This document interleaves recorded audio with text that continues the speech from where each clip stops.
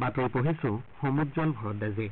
এতিয়াৰ প্ৰধান বাতৰিসমূহ হ'ল মোদী মন্ত্ৰীসভাৰ সদস্যসকলৰ মাজত কালি দপ্তৰসমূহ বিতৰণ কৰা হয়।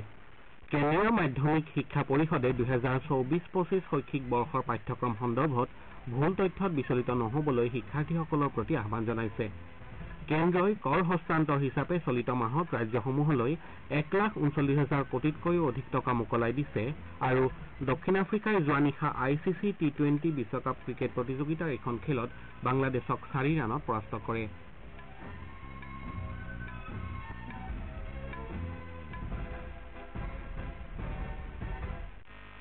এতিয়া শুনক বিতং বাতৰি। মোদী মন্ত্ৰীসভাৰ সদস্যসকলক তেওঁলোকৰ দপ্তৰসমূহ প্ৰদান কৰা হৈছে।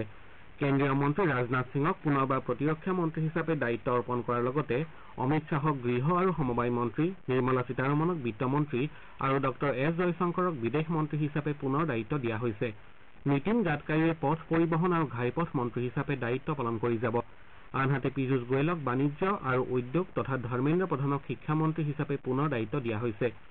বিজেপিৰ সভাপতি JP নাড্ডাই দেশৰ নতুন স্বাস্থ্য, ৰসায়ন আৰু সাৰ মন্ত্ৰী হিচাপে কাৰ্যনিৰ্বাহ কৰিব। ইপিনে মধ্যপ্ৰদেশৰ প্ৰাক্তন মুখ্যমন্ত্ৰী শিৱৰাজ সিং চৌহান হ'ব দেশৰ নতুন কৃষি আৰু গ্ৰাম্য উন্নয়ন মন্ত্ৰী। অশ্বিনী বৈষ্ণৱে তথ্য আৰু প্ৰযুক্তি বিভাগৰ মন্ত্ৰী হিচাপে দায়িত্ব লোৱাৰ লগতে ৰেল মন্ত্ৰালয়ৰ দায়িত্ব পালন কৰিব। হাৰিয়ানাৰ প্ৰাক্তন মুখ্যমন্ত্ৰী মনোহৰ লাল খট্টাৰক গৃহ নিৰ্মাণ আৰু নগৰ পৰিক্ৰমা তথা শক্তি বিভাগৰ দায়িত্ব দিয়া হৈছে। সংসদীয় পৰিক্ৰমা বিভাগৰ দায়িত্ব লাভ কৰিছে কিৰেণ ৰিজিজুৱে। অন্নপূৰ্ণা দেৱীক মহিলা আৰু শিশু কল্যাণ বিভাগৰ দায়িত্ব দিয়া হৈছে। ৰাও ইন্দ্ৰজিৎ সিঙক পৰিসংখ্যা কাৰ্যসূচী ৰূপায়ণৰ দায়িত্ব দিয়াৰ লগতে পৰিকল্পনা মন্ত্ৰালয়ৰ স্বতন্ত্ৰ দায়িত্ব দিয়া হৈছে। ডঃ জিতেন্দ্ৰ সিঙে বিজ্ঞান আৰু প্ৰযুক্তি মন্ত্ৰী তথা ভূবিজ্ঞানৰ স্বতন্ত্ৰ মন্ত্ৰীৰ দায়িত্ব লাভ কৰিছে। যাদৱ প্ৰতাপ ৰাও গণপত ৰাওৱে আয়ুষ বিভাগৰ স্বতন্ত্ৰ মন্ত্ৰী হিচাপে কাম কৰিব। RLD জয়ন্ত চৌধাৰীক দক্ষতা বিকাশ মন্ত্ৰালয়ৰ স্বতন্ত্ৰ মন্ত্ৰীৰ দায়িত্ব দিয়া হৈছে। তেওঁ শিক্ষা বিভাগৰ ৰাজ্যমন্ত্ৰী হিচাপেও কাৰ্যনিৰ্বাহ কৰিব। ইপিনে জিতেন প্ৰসাদে উদ্যোগ, বাণিজ্য, ইলেক্ট্ৰনিকছ আৰু তথ্য প্ৰযুক্তি বিভাগৰ ৰাজ্যমন্ত্ৰীৰ দায়িত্ব লাভ কৰিছে। পংকজ চৌধুৰী হ'ব বিত্ত বিভাগৰ ৰাজ্যমন্ত্ৰী। কীৰ্তি বৰ্ধন সিঙে বিদেশ পৰিক্ৰমা বিভাগৰ, সঞ্জয় ছেঠে প্ৰতিৰক্ষা, RPI নেতা ৰামদাস আথৱালে সামাজিক ন্যায় আৰু সবলীকৰণ, অপনা দলৰ নেতা অনুপ্ৰিয়া পেটেলে স্বাস্থ্য, ৰসায়ন তথা সাৰ বিভাগৰ, অধ্যাপক SP সিং ৱাঘেলে মীন পশুপালনৰ লগতে পঞ্চায়তী ৰাজ বিভাগৰ ৰাজ্যমন্ত্ৰী হিচাপে দায়িত্ব লাভ কৰিছে। ৰৱনীত সিঙক ৰেল বিভাগৰ গুৰু দায়িত্ব প্ৰদান কৰা হৈছে। নিত্যানন্দ ৰায়ে গৃহ বিভাগৰ ৰাজ্যমন্ত্ৰী হিচাপে কাম কৰিব। আনহাতে ডঃ এল মুৰুগানে সংসদীয় পৰিক্ৰমাৰ লগতে তথ্য প্ৰযুক্তিৰ ৰাজ্যমন্ত্ৰী হিচাপে দায়িত্ব ল'ব। 1D সঞ্জয় কুমাৰে গৃহ বিভাগৰ ৰাজ্যমন্ত্ৰী হিচাপে কাৰ্যনিৰ্বাহ কৰাৰ লগতে সুৰেশ গোপীয়ে পেট্ৰলিয়াম আৰু পৰ্যটন বিভাগৰ ৰাজ্যমন্ত্ৰী হিচাপে কাম কৰিব। ওড়িশাৰ ভুৱনেশ্বৰত আজি নেতা নিৰ্বাচন কৰাৰ বাবে বিজেপিৰ বিধায়িনী দলৰ বৈঠক অনুষ্ঠিত হ'ব। বৈঠকত কেন্দ্ৰীয় মন্ত্ৰী ৰাজনাথ সিং আৰু ভূপেন্দ্ৰ যাদৱ কেন্দ্ৰীয় নিৰীক্ষক হিচাপে উপস্থিত থাকিব। ৰাজ্যখনত কাইলৈ বিজেপি নেতৃত্বাধীন এখন নতুন চৰকাৰে দায়িত্বভাৰ গ্ৰহণ কৰাৰ কথা আছে। বিজেপিয়ে ৰাজ্যখনৰ শেহতীয়া বিধানসভা নিৰ্বাচনত 147খন আসনৰ ভিতৰত 78খনত জয়লাভ কৰিছিল। ৰাষ্ট্ৰীয় স্বয়ংসেৱক সংঘৰ সঞ্চালক ডঃ মোহন ভাগৱতে কৈছে যে এখন সুস্থ গণতন্ত্ৰৰ বাবে শাসকীয় আৰু বিৰোধী দল সমানেই গুৰুত্বপূৰ্ণ। নাগপুৰৰ ৰেচিম ভাগত অনুষ্ঠিত কাৰ্যকৰ্তা বিকাশ কাৰ্যসূচীৰ সামৰণি অনুষ্ঠানত ভাগ লৈ কালি তেওঁ ৰাজনীতি ঐক্যমতেৰে চলিব লাগে বুলি মন্তব্য কৰে। দেশৰ বৈচিত্ৰ্যত গুৰুত্ব আৰোপ কৰি তেওঁ কয় যে বৈচিত্ৰ্যৰ মাজত একতাই আমাৰ পৰিচয় আৰু আমি পাৰস্পৰিক ধৰ্মীয় আৱেগক সন্মান জনোৱা উচিত।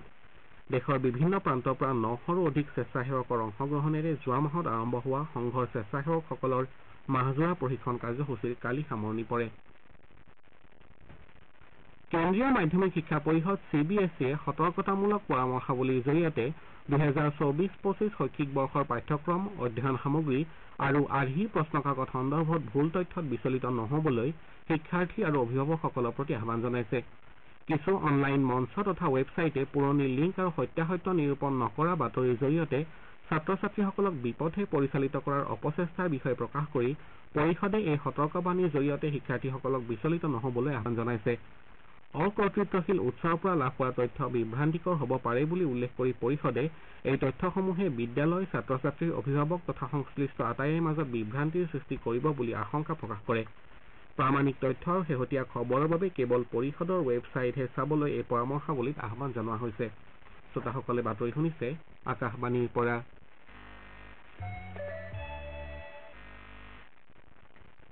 কেন্দ্ৰই কৰ হস্তান্তৰ হিচাপে চলিত মাহত ৰাজ্যসমূহলৈ 1,39,000 কোটিতকৈও অধিক টকা মুকলি কৰি দিছে। বিত্ত মন্ত্ৰালয়ে জনোৱা মতে এই ধনৰাশিয়ে ৰাজ্যসমূহক উন্নয়নমূলক কাম কাজ খৰতকীয়া কৰাৰ লগতে মূলধনী ব্যয়ৰ ক্ষেত্ৰত সহায় কৰিব। উত্তৰ প্ৰদেশে সৰ্বাধিক 25,000 কোটিতকৈও অধিক টকা লাভ কৰিছে। বিহাৰে 14,000 কোটিতকৈও অধিক টকা, মধ্যপ্ৰদেশে প্ৰায় 11,000 কোটি আৰু পশ্চিমবংগই 10,000 কোটিতকৈও অধিক টকা লাভ কৰিছে। 2024-25 চনৰ অন্তৰ্বৰ্তীকালীন বাজেটত ৰাজ্যসমূহলৈ কৰ হস্তান্তৰৰ ক্ষেত্ৰত প্ৰায় 12,20,000 কোটি টকা আগবঢ়োৱাৰ ব্যৱস্থা আছে। মালাৱীৰ উপ-ৰাষ্ট্ৰপতি চাউলছ চিলিমা আৰু অন্যান্য 9জন লোকক লৈ উৰা মৰা এখন বিমান সন্ধানহীন হৈছে। মালাৱীৰ ৰাষ্ট্ৰপতি লাজাৰ চচকৱেৰাৰ কাৰ্যালয়ৰ পৰা প্ৰকাশ কৰা এটা বিবৃতি অনুসৰি দেশখনৰ প্ৰতিৰক্ষা বাহিনীৰ বিমানখন কালি ৰাজধানী লিলংৱেৰ পৰা উৰা মৰাৰ পাছতে ৰাডাৰৰ পৰা সন্ধানহীন হয়। বিমানখনত 51 বছৰীয়া উপ-ৰাষ্ট্ৰপতিগৰাকীৰ লগতে তেওঁৰ পত্নী আৰু অন্য 8জন লোক আছিল। বিমানখনে উৰা মৰাৰ পৰা 45 মিনিটৰ পাছত মজুজু আন্তঃৰাষ্ট্ৰীয় বিমানবন্দৰত অৱতৰণ কৰাৰ কথা আছিল। নিখোজ হোৱা বিমানখনৰ বাবে অনুসন্ধান আৰু উদ্ধাৰ অভিযান অব্যাহত আছে। দক্ষিণ আফ্ৰিকাই যোৱা নিশা নিউয়ৰ্কৰ নাছাউ কাউণ্টি আন্তঃৰাষ্ট্ৰীয় ক্ৰিকেট ষ্টেডিয়ামত অনুষ্ঠিত পুৰুষৰ ICC T20 বিশ্বকাপ ক্ৰিকেট প্ৰতিযোগিতাৰ এখন খেলত বাংলাদেশক 4 ৰানত পৰাস্ত কৰে। খেলখনত প্ৰথমে বেট ধৰাৰ সিদ্ধান্ত লৈ দক্ষিণ আফ্ৰিকাই নিৰ্ধাৰিত 20 অভাৰত 6টা উইকেট হেৰুৱাই 113 ৰান সংগ্ৰহ কৰে। দলটোৰ হৈ হেনৰিক ক্লাছেনে 44টা বলত সৰ্বাধিক 46 ৰানৰ বৰঙণি আগবঢ়ায়। বাংলাদেশৰ তানজিম হাছান ছাকিবে 3টা উইকেট দখল কৰে। প্ৰত্যুত্তৰত বাংলাদেশে নিৰ্ধাৰিত 20 অভাৰত 7টা উইকেট হেৰুৱাই 109 ৰানহে কৰিবলৈ সক্ষম হয়। দক্ষিণ আফ্ৰিকাৰ কেশৱ মহাৰাজে 3টা উইকেট দখল কৰাৰ বিপৰীতে এনৰিক নৰ্ডজে আৰু কাগিছো ৰাবাদাই 2টাকৈ উইকেট লাভ কৰে। প্ৰতিযোগিতাত আজি একেখন ষ্টেডিয়ামতে পাকিস্তান কানাডাৰ বিৰুদ্ধে অৱতীৰ্ণ হ'ব। পাকিস্তান এই পৰ্যন্ত প্ৰতিযোগিতাৰ দুয়োখন খেলতে আমেৰিকা যুক্তৰাষ্ট্ৰ আৰু ভাৰতৰ বিৰুদ্ধে পৰাজিত হৈছে। ইপিনে কানাডাই অন্তিমখন খেলত আয়াৰলেণ্ডক 12 ৰানত পৰাস্ত কৰিছে। ভাৰতৰ গুলবীৰ সিঙে আমেৰিকা যুক্তৰাষ্ট্ৰৰ পৰ্টলেণ্ডত অনুষ্ঠিত পৰ্টলেণ্ড ট্ৰেক ফেষ্টিভেল হাই পাৰফৰ্মেন্স মিটৰ পুৰুষৰ 5,000 মিটাৰ দৌৰত ৰূপৰ পদক অৰ্জন কৰিছে। এছিয়ান গেমছত ব্ৰঞ্জৰ পদক বিজেতা খেলুৱৈগৰাকীয়ে কালি পুৰুষৰ 5,000 মিটাৰ দৌৰ সম্পূৰ্ণ কৰা দ্ৰুততম ভাৰতীয় খেলুৱৈৰ কৃতিত্ব অৰ্জন কৰে। খেলুৱৈগৰাকীয়ে 13 মিনিট আৰু 18.92 ছেকেণ্ডেৰে বিগত বৰ্ষত অবিনাশ চাবলে স্থাপন কৰা ৰাষ্ট্ৰীয় অভিলেখ ভংগ কৰে। প্ৰতিযোগিতাত আমেৰিকা যুক্তৰাষ্ট্ৰৰ ডিলান জেকবছে সোণৰ পদক অৰ্জন কৰে। ভাৰতৰ পুৰুষৰ ফুটবল দলটো আজি দোহাত 2026 চনৰ ফিফা বিশ্বকাপ AFC কোৱালিফায়াৰ প্ৰতিযোগিতাৰ এখন গুৰুত্বপূৰ্ণ খেলত এছিয়াৰ সাম্প্ৰতিক চেম্পিয়ন কাটাৰৰ মুখামুখি হ'ব। খেলখন ভাৰতীয় সময় অনুসৰি নিশা 9:15 আৰম্ভ হ'ব। কোৱালিফায়াৰ প্ৰতিযোগিতাৰ তৃতীয় ৰাউণ্ডলৈ অগ্ৰসৰ হ'বৰ বাবে ভাৰতে গ্ৰুপ এৰ শীৰ্ষ 2টা স্থানৰ যিকোনো এটা দখল কৰিব লাগিব। ইপিনে প্ৰতিযোগিতাৰ তৃতীয় ৰাউণ্ডত প্ৰৱেশ কৰা দলসমূহে সমান্তৰালভাৱে ছৌদি আৰৱত হ'বলগীয়া 2027 বৰ্ষৰ AFC এছিয়ান কাপ ফুটবল প্ৰতিযোগিতাৰ বাবেও যোগ্যতা অৰ্জন কৰিব। তাৰকা খেলুৱৈ সুনীল ছেত্ৰীৰ অৱসৰৰ পাছত আজিৰ খেলখনত গলকিপাৰ গুৰপ্ৰীত সিঙে ভাৰতীয় দলৰ নেতৃত্ব বহন কৰিব। বৰ্তমান প্ৰতিযোগিতাৰ গ্ৰুপ এত কাটাৰে 13 পইণ্টেৰে শীৰ্ষস্থানত আছে। দলটোৱে ইতিমধ্যে পৰৱৰ্তী ৰাউণ্ডত নিজৰ স্থান নিশ্চিত কৰিছে। ভাৰতে 5খন খেলৰ পৰা 5 পইণ্ট অৰ্জন কৰি উন্নত গ'ল ব্যৱধানৰ ভিত্তিত দ্বিতীয় স্থানত আছে। আফগানিস্তান আৰু কুৱেইট ক্ৰমে গ্ৰুপ এত তৃতীয় আৰু চতুৰ্থ স্থানত আছে। ভাৰতৰ ইউকি ভাম্ৰী আৰু তেওঁৰ ফৰাচী সহযোগী আলবানো অলিভেট্টিয়ে আজি জাৰ্মানীৰ ষ্টুটগাৰ্ট অপেন টেনিছ প্ৰতিযোগিতাত নিজৰ অভিযান আৰম্ভ কৰিব।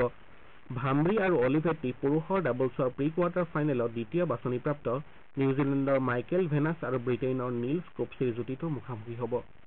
বাতৰি শেষ কৰাৰ পূৰ্বে ঘাই বাতৰিকেইটা পুনৰ পঢ়ি দিছো। মোদী মন্ত্ৰীসভাৰ সদস্যসকলৰ মাজত কালি দপ্তৰসমূহ বিতৰণ কৰা হয়। কেন্দ্ৰীয় মাধ্যমিক শিক্ষা পৰিষদে 2024-25 শৈক্ষিক বৰ্ষৰ পাঠ্যক্ৰম সন্দৰ্ভত ভুল তথ্যত বিচলিত নহ'বলৈ শিক্ষাৰ্থীসকলৰ প্ৰতি আহ্বান জনাইছে। কেন্দ্ৰই কৰ হস্তান্তৰ হিচাপে চলিত মাহত ৰাজ্যসমূহলৈ 1,39,000 কোটিতকৈও অধিক টকা মুকলি কৰি দিছে।